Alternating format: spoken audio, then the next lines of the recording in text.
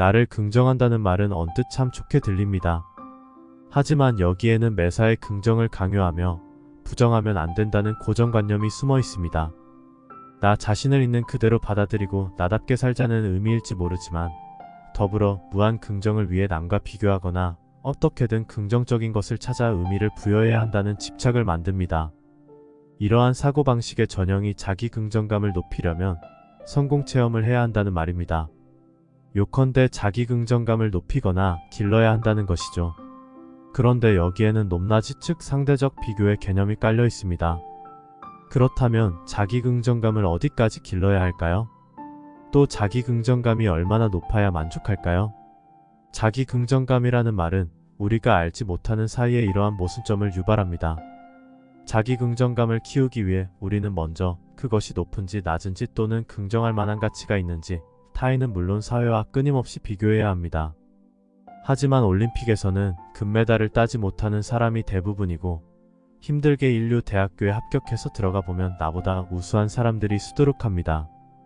또한 다이어트를 열심히 해서 3kg을 감량했어도 나보다 스타일이 훨씬 좋은 사람은 얼마든지 있습니다. 트위터 팔로워 수가 1만 명인 나보다 더 많은 사람들도 흔합니다. 나를 긍정하려면 타인이나 사회의 상식 또는 내가 추구하는 이상과 계속해서 비교해야 합니다. 외부에 있는 모든 것과 비교해야 한다고 강요당하는 것이나 마찬가지입니다. 자기 긍정감을 올림픽이나 인류 대학교, 다이어트, 팔로워 수 같은 것으로 기르는 것은 진정한 나를 마주하고 개개인이 행복한 인생을 사는 방법이 아닙니다. 지금보다 좋은 사람이 되려고 열심히 노력하는 것은 매우 바람직한 일입니다. 하지만 자기 긍정감을 높이기 위해 성공해야 한다는 식의 망상을 쫓는 것이 과연 의미 있는 일일까요? 성공이란 무엇일까요? 세계적인 경기에 나가는 것? 주식 투자로 부자가 되는 것? 텔레비전에 나오는 것? SNS에서 구독자와 좋아요 수가 많은 것? 유명해지는 것? 나를 긍정하기 위해 성공하는 것은 내가 아닌 타인의 기준에 맞춰 사는 것과 같습니다. 그래서 나를 긍정하려면 남들보다 훨씬 노력해야 합니다. 하지만 노력하면 할수록 오히려 괴로워지고 자기 긍정감이 떨어진다는 모순이 발생합니다. 간혹 자기 긍정감을 높이기 위해 나를 속이고 항상 긍정적인 생각을 해야 한다고 믿기도 합니다. 이것이 자기 긍정감의 함정입니다. 저는 자기 긍정감이 높은 편이에요. 매사에 긍정적으로 생각하는 편이라 제 자신은 물론 사회에도 불만이 없어요. 라고 이야기하지만 사실 속으로는 끙끙 앓고 있는 사람들이 많습니다. 이는 부정이라는 말에 거부감을 느끼고 부정하면 안 된다는 생각이 머릿속에 박혀 있어 모든 일을 긍정적으로 생각하는 것이 자기 긍정감을 키우는 열쇠라고 믿기 때문입니다. 요컨대 자기 긍정감, 지상주의는 성공이 선이고 긍정적인 생각이 옳은 것이라고 맹신합니다. 원래부터 이런 생각을 하지는 않았을 것입니다. 하지만 현대사회를 사는 동안 우리의 뇌가 자기 긍정감을 이렇게 이해하고 있는 탓에 행복하기는커녕 괴로워하는 사람이 더 많아지고 있습니다. 저는 지금 우리가 사는 사회의 자기 긍정감에 대한 망상이 점점 더 심해지면 학대나 따돌림, 비방이나 혐오주의로 번질 위험이 있지 않을까 걱정스럽습니다. 자신을 긍정하면 할수록 타인을 부정할 위험이 있기 때문입니다. 나를 괴롭히는 상사도 사실은 본인의 자기 긍정감을 유지하고 기르기 위해 자신의 지위에 집착하는 것입니다. 반면 자기 존재감이라는 개념은 상사나 부하 직원 같은 사회적 지위를 따지지 않습니다. 강자와 약자, 메이저와 마이너, 그리고 정의와 불의 같은 대립구조는 어쩌면 긍정지상주의가 만들어낸 것이 아닐까요? 강자는 약자를 지배하는 것으로, 메이저는 마이너의 자리를 빼앗는 것으로, 그리고 정의는 불의를 부정하며 자기 긍정감을 채웁니다. 이렇듯 자기 긍정감에 대한 집착이 오히려 부조리한 세상을 만들고 열등감을 낳습니다. 저는 자기 긍정감을 기르는데 급급한 지금의 우리 사회가 걱정스럽습니다. 자기 긍정감을 길러야 한다. 자기 긍정감이 낮으면 안 된다. 자기 긍정감이 있어야 성공한다. 라는 사회 풍조 속에서 우리 개개인은 과연 행복할까요? 저는 그렇지 않다고 생각합니다. 자기 긍정감을 향한 무의식적인 집착이 저는 물론 우리 주변과 사회를 괴롭히고 있습니다. 이런 의미에서 지금 우리 사회는 과도한 자기 긍정감으로 모두가 학대받는 사회나 다름없습니다. SNS는 일반적이며 일상적인 미디어로 자리 잡고 있습니다. 개개인이 자기 의견을 말하기 쉬운 세상이 되었다는 의미에서 분명 좋은 일입니다. 그러나 자기 긍정감을 키우는 것이 옳다고 착각하여 무턱대고 남의 의견이나 생각을 부정하는 현상도 심심찮게 나타나고 있습니다. 어쩌면 자기 긍정감이 옳다는 생각 뒤에는 자기 긍정감, 지상주의가 숨어 있는 것이 아닐까요? 물론 이러한 사회현상 자체가 문제라고 할 수는 없습니다. 뒤이어 자세히 살펴볼 내용이지만 여기에는 인간의 인지적 뇌의 폭주를 조장하는 자기 긍정감, 지상주의가 숨어 있습니다. 따라서 지금이야말로 나를 긍정한다는 명목하에 타인을 부정하거나 나의 능력을 기르고 키워야 한다는 압박감, 그리고 우열을 나누는 발상에서 벗어난 다른 시각이 필요합니다. 그 중 하나가 자기 존재감이라고 생각합니다. 외부에 휘둘리지 않고 내면의 나라는 존재를 느낀다면 다른 모든 존재도 가치 있다는 것을 깨달을 수 있습니다. 자기 존재의 가치를 깨달으면 서로를 믿고 인정하며 존경할 수 있죠. 더 나아가 오늘날의 사회에서 필요한 다양성과 포용성을 가진 평화로운 사회를 실현할 수 있습니다. 자기 긍정감만큼 유명한 말로 성공 체험이라는 것이 있습니다. 특히 성공한 경험이 많아야 자기 긍정감을 기를 수 있다고 말합니다. 하지만 이는 자기 긍정감의 필수 조건으로 지극히 인지적인 발상입니다. 성공은 하나의 결과에 불과하며 외부에 있는 누군가의 평가로 만들어진 개념일 뿐입니다. 그런데도 우리 사회는 성공만을 추구하는 경향이 있습니다. 점점 성공에 집착하다 보면 괴로움에 빠집니다. 성공만 강조하면 실패를 두려워하게 되고 자기 긍정감은커녕 자기 부정이 훨씬 커집니다. 성공은 스스로 통제 불가능한 것이며 남이 멋대로 만든 기준으로 평가하는 것에 불과합니다.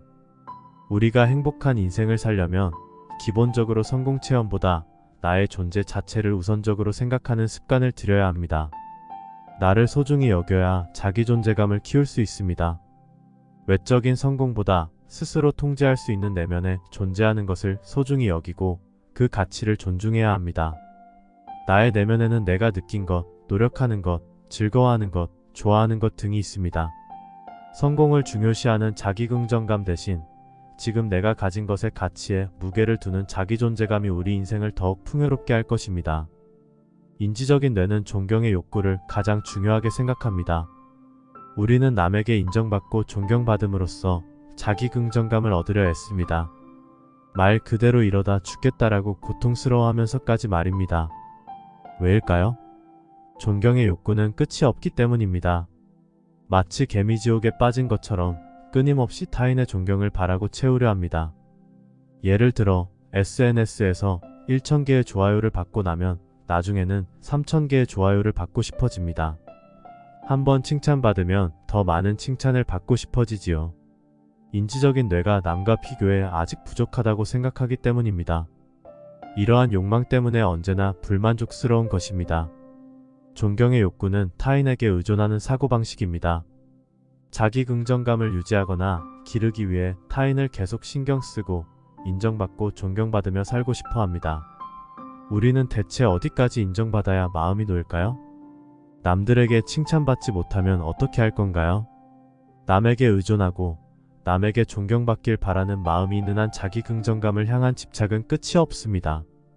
기대라는 감옥에서 살다 보면 자기 긍정감이 생길 틈이 없습니다. 이러한 감옥에서 나를 긍정하려는 생각을 그만둬야 합니다. 그보다는 이러한 위험이 없는 나의 내면에 있는 것을 토대로 자기 존재감을 기르는 것이 훨씬 좋습니다. 남이 만든 규칙에 맞춰 자기 긍정감을 유지하며 사는 것만큼 괴로운 인생은 없습니다.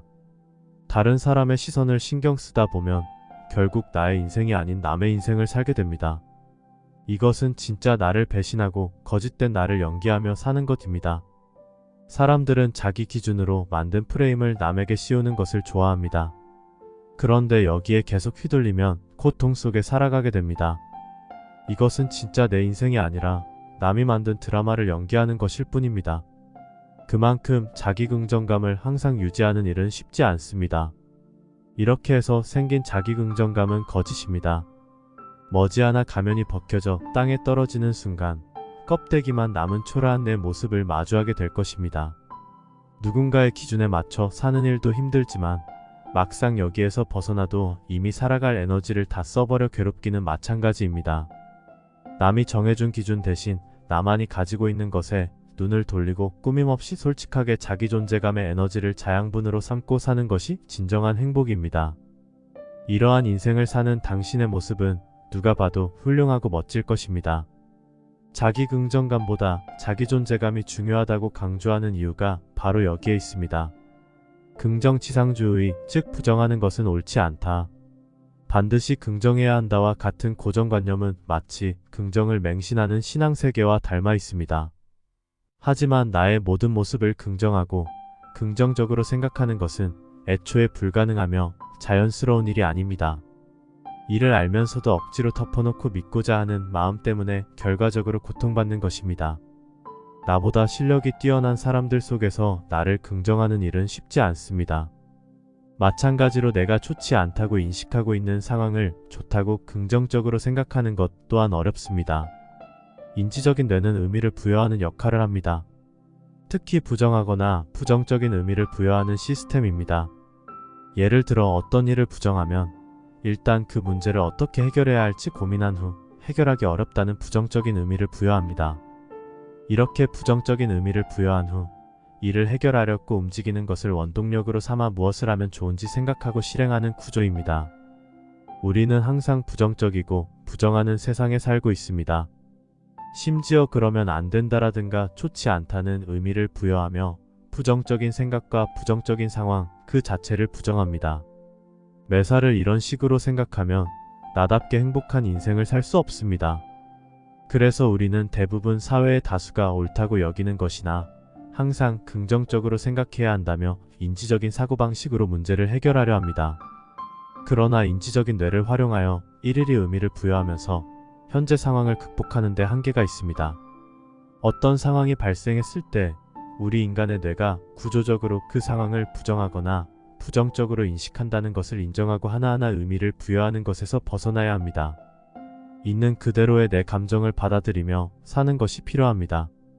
이 방법을 주도하는 것은 뇌의 비인지적 활동입니다. 우리는 누구나 뇌를 비인지적으로 활용할 수 있지만 그것을 까맣게 잊은 채 인지적으로 활용하며 괴로워하고 있습니다. 특히 가정교육, 학교교육, 그리고 사회교육 등에서는 비인지적 사고를 경시하고 인지적인 교육의 지배를 받고 있습니다. 그래서 더욱이 이 책에서는 비인지적인 사고를 기르고 내면에 있는 자기 존재감을 발견하는 방법을 추천합니다. 앞으로 다가올 미래는 자기 긍정감, 지상주의에서 벗어나 비인지적인 뇌를 활용한 자기 존재감의 시대가 될 것입니다. 이 방법은 사회가 원하는 다양성과 포용성, 심리적 안정성, 그리고 지속 가능한 발전 목표가 가능한 세상을 만드는 일로 이어집니다. 나를 믿는 데는 특별한 이유가 없습니다. 아무 조건 없이 믿는다는 것 자체가 비인지적 사고이며 연습하면 누구라도 이러한 사고를 할 수 있습니다. 예를 들어 아이에게 자신감을 가지렴 이라든가 너를 믿고 하렴 이라고 이야기한다고 생각해 봅시다. 이 둘은 비슷한 듯 하지만 어떤 말을 사용하느냐에 따라 아이의 자기 존재감은 달라집니다. 아이는 자신감을 가지렴이라는 말을 들었을 때 결과를 꼭 내야지라고 생각하기 쉽습니다. 너를 믿으렴이라는 말을 들은 아이는 결과나 외부 환경에 휘둘리지 않고 자신을 믿고 자신만 이 방식으로 해냅니다. 이 사소한 한마디가 아이에게 미치는 영향은 천지차이입니다. 이 차이를 깨우치면 자신감을 가져야 해라며 초조해하지도 않고 자기 존재감을 발견하고 나의 마음을 보듬어가며 나만의 인생을 살 수 있습니다. 남과 비교하지 않을 때 자유로워진다. 우리에게는 자기 존재감의 원천이자 그 어떤 것에도 방해받지 않는 자유로운 마음이 있습니다. 설령 만델라처럼 감옥에 갇혀 자유를 전부 빼앗겨버린 상황에서도 자신의 마음만은 자유로울 수 있습니다. 우리 개개인에게는 무엇을 어떻게 느끼고 어떻게 생각했는지 그 누구도 방해할 수 없는 나만의 자유로운 세상이 있습니다. 이렇게 자유로운 마음은 살아가는 데 필요한 에너지의 원천이라 해도 과언이 아닙니다. 내면에 있는 자유로운 존재를 발견해 보는 것은 어떨까요? 나만의 자유로운 마음은 자기 존재감이 될 것입니다. 이제까지 여러분은 인지적으로 세상을 바라보고 자유를 얻으려고 노력했을 겁니다. 그런데 오히려 더 괴롭지 않았나요? 누군가와 비교하고 지위나 물건, 돈에 사로잡혀 자유로운 마음을 느낄 새가 없었을 겁니다. 그런데도 여전히 자기 긍정감을 추구하고 있습니다. 자기 긍정감만 추구하면 진정한 자유를 느끼는 순간이 절대 찾아오지 않습니다. 우리는 태어날 때부터 한 사람 한 사람이 자유로운 존재입니다. 그러니 일부러 자유를 찾는 수고를 할 필요 없습니다. 그저 내면의 자유를 실감하는 순간 자기 존재감은 자연스럽게 태어납니다. 영국 시인의 말이 만델라에게 힘을 주었고 그 힘이 자기 존재감의 정신을 일깨웠습니다. 나를 학대하면서까지 나를 긍정할 필요 없다는 사실을 깨달아야 자유로운 마음을 느끼고 나다운 인생을 살 수 있습니다. 이것이 바로 인지적인 뇌의 지배를 받던 삶에서 비인지적으로 사는 삶이라는 자연체에 가까운 삶의 방식으로 가는 길입니다. 우리는 자기 긍정감을 기르기 위해 사회적으로 인정하는 능력을 후천적으로 얻으려 합니다.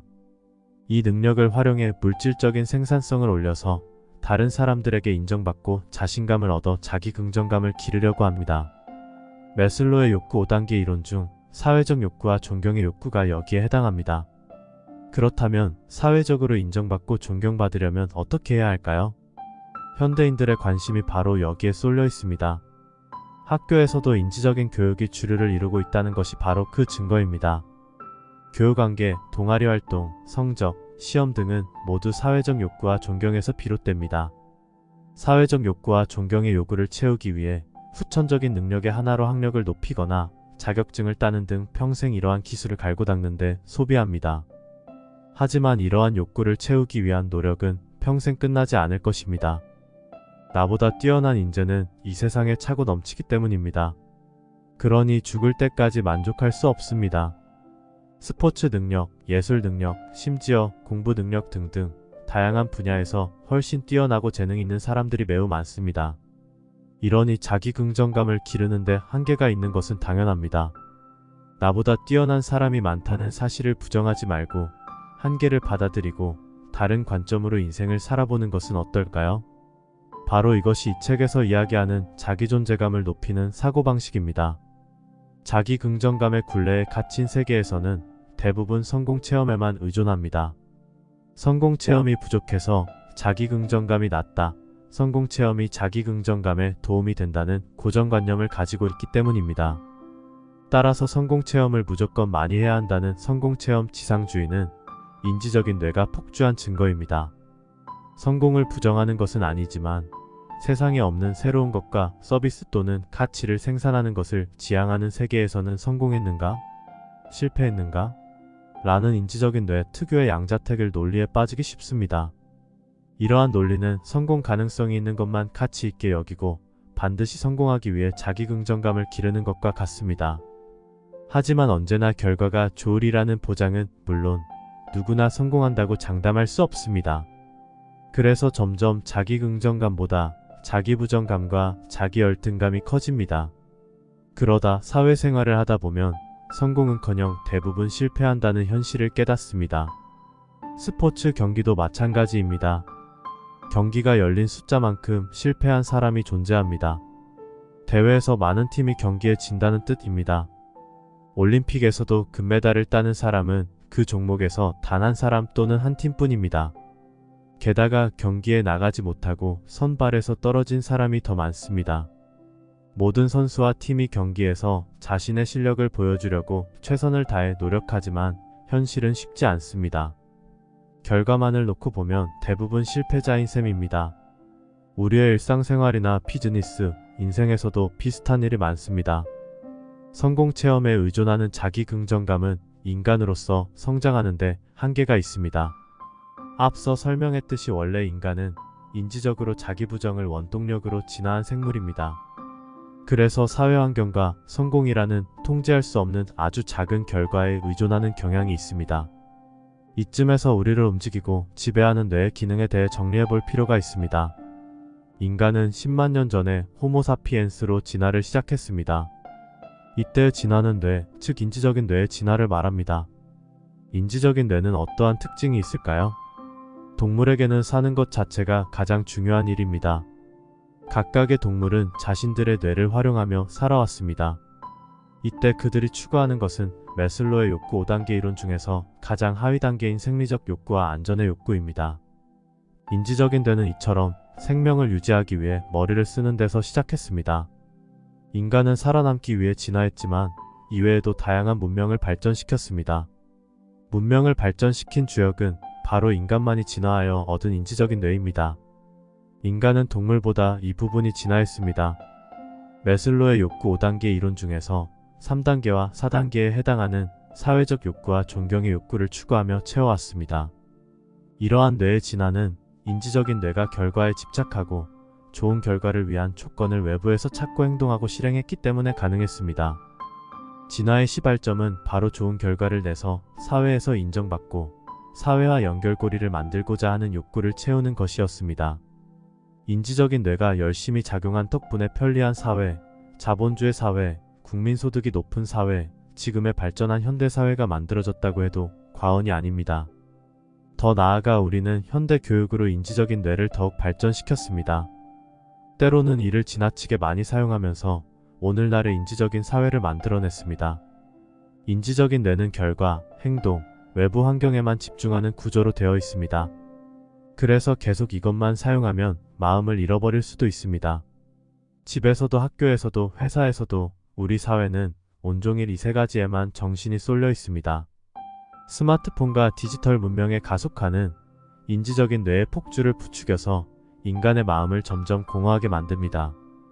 공동화 상태가 되거나 스트레스를 많이 받게 되는 것이죠.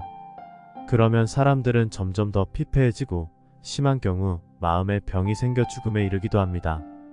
이렇게 인지적인 뇌의 폭주는 우리 사회와 인간을 더욱 괴롭힙니다. 그럴수록 인지적인 뇌는 자기 긍정감을 향상해서 스트레스를 풀려고 합니다. 인지적인 사고는 결과, 행동, 외부 환경 세 가지 요소를 집중적으로 인식하므로 성공이나 결과 같은 성과물을 통해 스트레스를 없애려 합니다. 이러한 시도가 성공 체험을 토대로 자기 긍정 지상주의를 만들었습니다. 자기 긍정감을 얻는 데는 한계가 있습니다. 성공과 긍정이라는 인지적인 방법으로는 인간의 마음을 보듬어 줄 수 없기 때문입니다. 이 문제를 해결하려면 결과, 행동, 외부 환경만을 추구하는 인지적이며 마음 챙김이 없는 상태에 빠진 뇌를 활용하기보다 완전히 다른 사고방식이 필요합니다. 나라는 존재, 양보다는 질, 결과보다는 마음을 중요하게 여기는 비인지적인 상태인 마음 챙김이 있는 뇌를 활용하면 스트레스나 불쾌감의 바다에서 벗어날 수 있습니다. 외부 환경이나 결과만을 생각하는 인지적인 자기 긍정감 대신 있는 그대로의 내 모습과 마음을 중요하게 여기는 비인지적인 자기 존재감이 앞으로 우리 시대의 구세주입니다. 지금 여기에 있는 나, 이것을 합쳐 현재의 나라고 정리할 수 있습니다. 이 말에는 스트레스로부터 나를 보호하고 행복한 삶을 사는데 필요한 비인지적 사고가 담겨 있습니다.